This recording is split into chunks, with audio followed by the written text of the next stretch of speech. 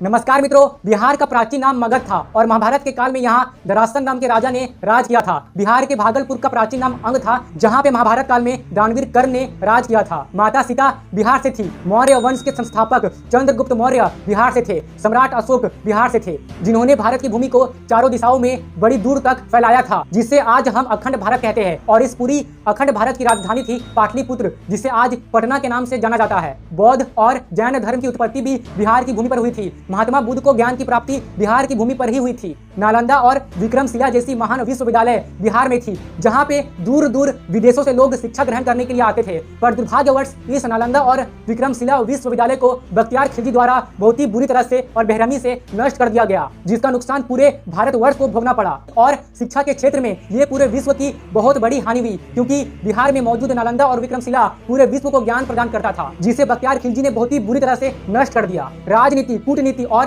अर्थशास्त्र के महाज्ञानी चाणक्य बिहार से थे। गणित के विद्वान ब्रह्ममीर और आर्यभट्ट बिहार से थे। सिखों के महान गुरु गोविंद सिंह जी का जन्म भी बिहार की भूमि पर हुआ था। भारत देश के पहले राष्ट्रपति डॉक्टर राजेंद्र प्रसाद बिहार से थे। भारत देश में सबसे कम साक्षरता दर होने के बावजूद सबसे टफ एग्जाम को क्रैक करके भारत को आईएएस ऑफिसर देने के मामले में बिहार दूसरे नंबर पे है। और अपने पितरों की मोक्ष की कामना हेतु इस देश से ही नहीं बल्कि विदेशों से भी लोग पिंड दान करने के लिए बिहार की गया में आते हैं। तो ये थी हमारी बिहार की गौरवशाली इतिहास।